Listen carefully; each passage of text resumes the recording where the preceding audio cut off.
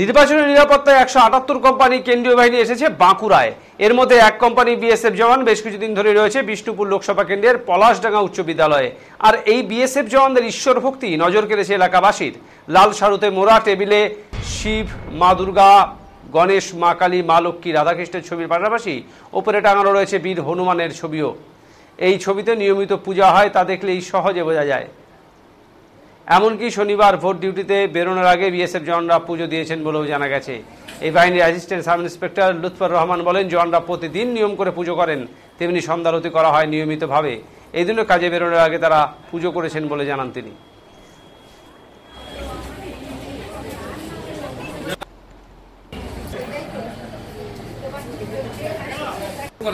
এখানে পূজা করে সকাল সন্ধ্যা যে পূজা করে সে যেখানে ডিউটিতে থাকেন সেখানে নিয়ে যায়, আর যেখানে সকাল বিকাল সন্ধ্যা এখানে পূজা করে।